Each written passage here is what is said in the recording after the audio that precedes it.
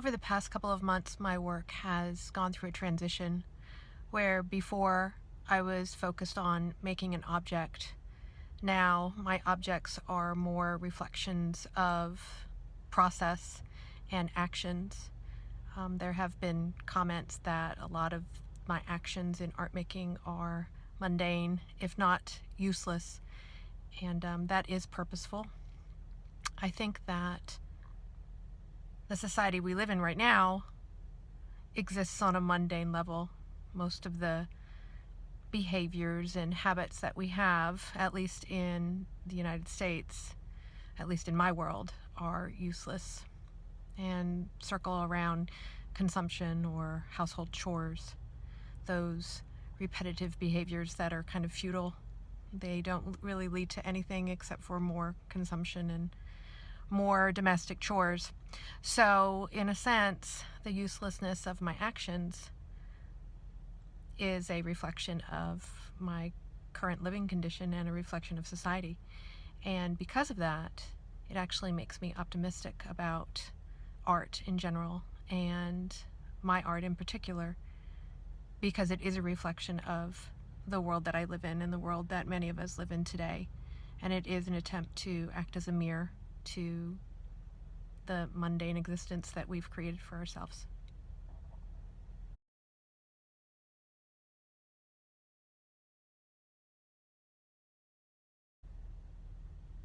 I made a comment the other week about a future project, and my comment was yarn. It's always the yarn. It always comes back to the yarn.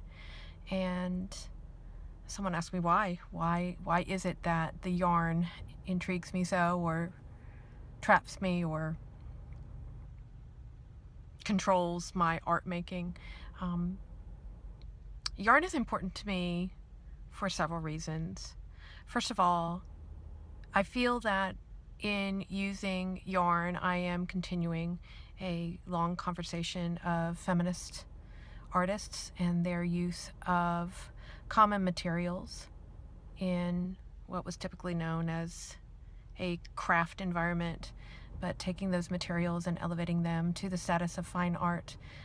I like the commonality of the yarn. I like that it is not a elegant or it's not the superstar of materials. It is the material of the common man or the common woman in this case. So being able to continue to work with materials that Sheila Hicks worked with, or Ava Hess, or Bourgeois, that is important to me, to continue that line, that conversation with typically female materials, for lack of a better term. Secondly, yarn is personally important to me.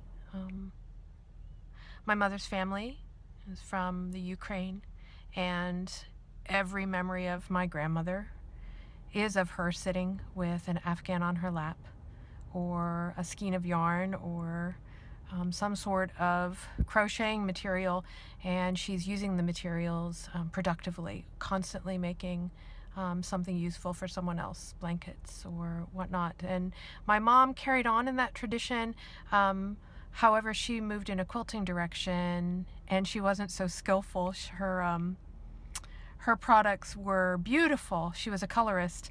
However, they didn't always last as long. And so I am the third generation using fabric and textiles, and my skills for creating something useful are even worse than my mother's. I don't make anything useful. I just knot, or I weave incessantly, and don't use it to make anything of any domestic value.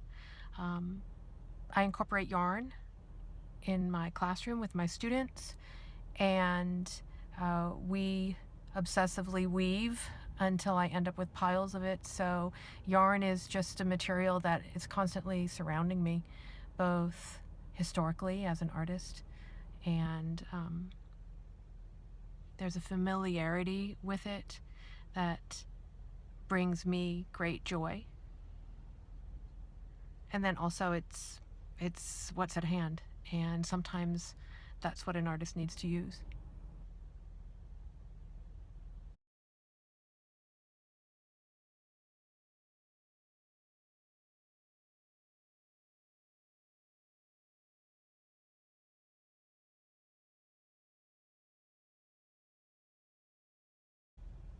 One of the biggest characteristics of my process is my obsessiveness. I tend to be a collector, and it can verge on obsession, finding the perfect color of blue-green as I'm searching for a piece of pottery, or gathering glasses that are all of a certain size.